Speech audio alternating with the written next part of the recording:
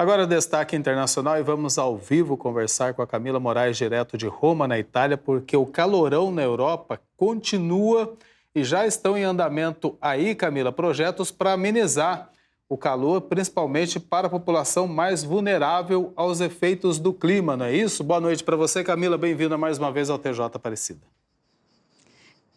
Oi, Du. Boa tarde para você, para a Rayane, a todos que estão acompanhando o TJ Aparecida.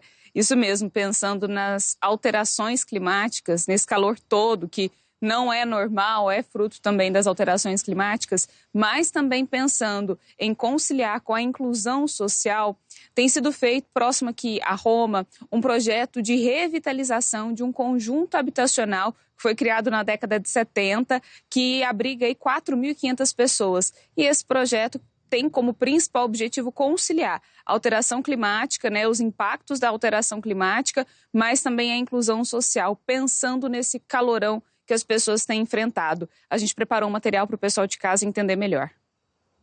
O projeto ambicioso de habitação social é realizado no complexo de Corviale, que se estende por 1 quilômetro e foi por muito tempo associado ao abandono e à deterioração. Com o plano de recuperação pós-pandemia da Itália chegando à fase final, o bairro, apelidado de Il Serpentone, a Grande Serpente, devido à sua vasta arquitetura, tornou-se um caso de teste para a adaptação climática em áreas urbanas vulneráveis.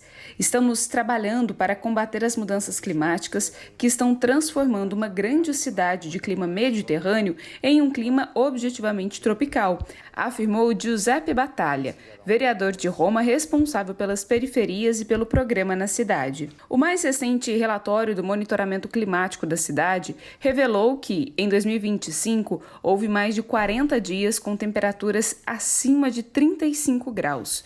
No geral, foi o terceiro ano mais quente em Roma desde 1991, ficando atrás apenas de 2024 e 2022. O projeto em Corviale, estimado em 58 milhões de euros, inclui a revitalização de praças e de um teatro ao ar livre, bem como a reforma de edifícios públicos para melhorar a eficiência energética e proporcionar ambientes confortáveis, mesmo nos dias mais quentes de verão. A biblioteca local, por exemplo, foi transformada em um abrigo bioclimático. A arquiteta Alessia Peghini utilizou um termômetro para demonstrar que a temperatura interna estava mais de 10 graus abaixo da externa. O projeto também envolveu a reformulação de áreas verdes. A maior parte das obras foi concluída antes do prazo de 30 de junho, com algumas instalações ao ar livre e infraestrutura verde previstas para serem finalizadas até o final de agosto. Alessandro Fornati, artesão e morador de longa data, aguarda com entusiasmo a inauguração. Seu ateliê de gravura, que também desenvolve projetos para jovens da região, passará a funcionar em novas instalações, em uma praça ao lado do anfiteatro reformado. Era uma pena ver instalações destinadas ao uso público em estado de total abandono, disse ele. Criar um mecanismo que incentive a interação e a participação dos cidadãos é fundamental, concluiu. Esse projeto é financiado pela União Europeia e tem, então, como principal objetivo oferecer qualidade de vida para essas pessoas, porque vocês podem imaginar, nesse calorão, e como as casas aqui não são projetadas para isso, imagina, então, como é esse calorão em um conjunto habitacional. Eu até olhei aqui por curiosidade, são 10h23 da noite aqui em Roma, o meu celular está marcando 31 graus. Hoje a temperatura chegou nos 37 graus, ontem também nos 37 graus. Então, como vocês podem ver, o calor realmente é intenso. São quase 10h30 da noite e esse calorão. Du, Rayane, é com vocês aí no estúdio. Deixa eu falar, vocês perguntaram sobre guardar dinheiro, né? Isso é interessante. Aqui a gente aprende também, viu? Morando em Roma, a gente aprende a ser bem mais econômico, viu?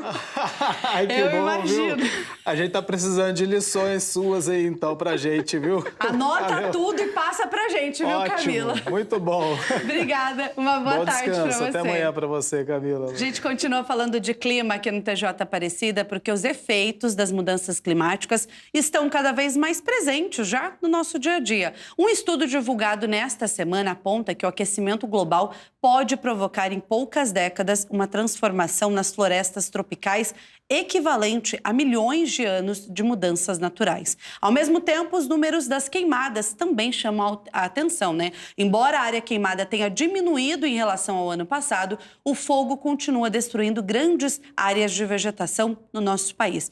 É sobre isso que a gente vai conversar agora com o ambientalista, presidente do PRAAN, o Carlos Bocuí. Bocuí, uma boa tarde, bem-vindo aqui ao nosso TJ Aparecida. Boa tarde, Rayane. Boa tarde, Eduardo. É um prazer estar de volta. Bocuí, quando a gente fala desse estudo, né, o que choca bastante é a velocidade das mudanças climáticas, né?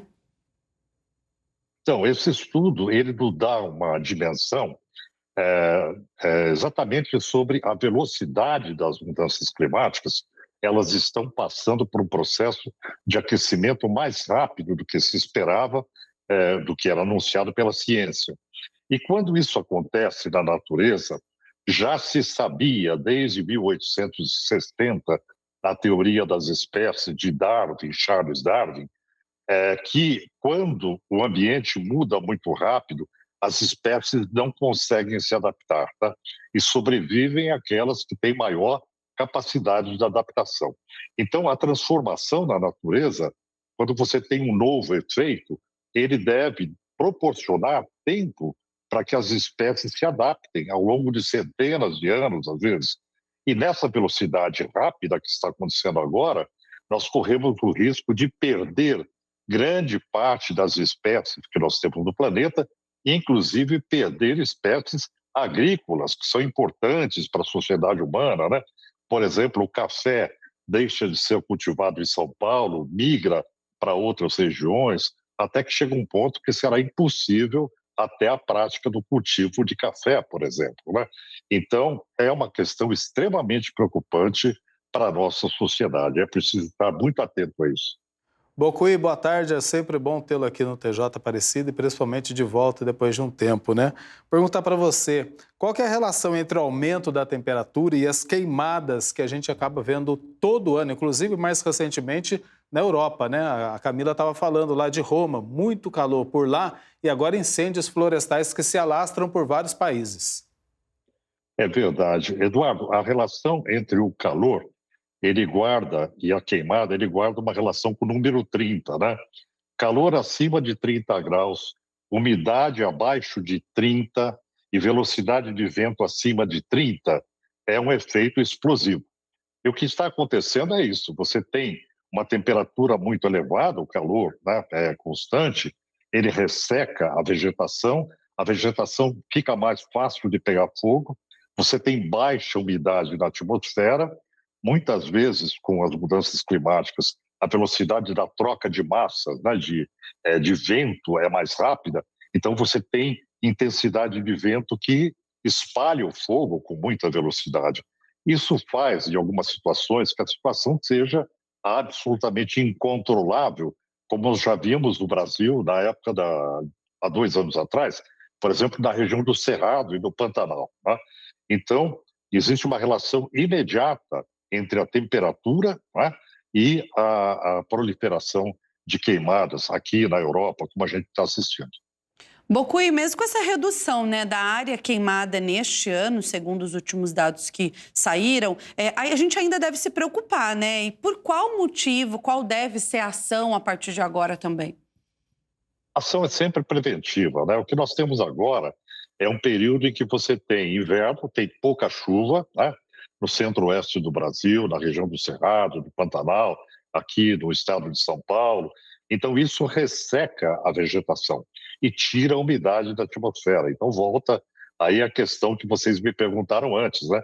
Esses são alguns elementos que provocam incêndios. Então, a gente tem que estar preparado para o impacto dos incêndios. E aí, é importante que a sociedade, que a população esteja preparada, inclusive para se proteger, por exemplo, das nuvens de fumaça que invadem as cidades. E esse material particulado, decorrente da queima de materiais, de madeira, do que for, ele provoca problemas cardiovasculares, ou seja, ele tem impacto sobre a saúde da população. Então, é sempre importante a vedação das casas, quando for o caso, e o uso de máscaras, né? Esse tipo de máscara que se usava durante a Covid, ele é eficiente para filtrar as partículas inaláveis que provocam danos ao sistema respiratório. Agora, foi muito avisado sobre a chegada das mudanças climáticas e as consequências para o mundo todo, né? Avisado foi, mas ainda dá tempo de reverter esse cenário, Bocuí? O que precisa ser feito com mais urgência? Olha, Eduardo, são duas questões. A primeira delas é a mitigação. É você não permitir que o aquecimento global ele se amplie. E aí a medida é basicamente impedir o lançamento de gases de efeito estufa, a queima de petróleo, que acaba provocando maior aquecimento global, com mais velocidade, etc. E tem uma outra questão também, que é a questão das guerras que acontecem no mundo hoje, que a gente não se dá conta, mas a quantidade de emissões globais que uma guerra provoca, né, é enorme. Um avião a jato, um caça, por exemplo, ele polui mais que uma frota de automóveis rodando por um ano. Então, é importante que a gente tenha essa preocupação de que um estado de paz seria um estado totalmente desejável para você também reduzir as emissões planetárias. Bocuí, muito obrigada, viu, pela participação aqui no TJ Aparecida. Uma boa tarde para o senhor.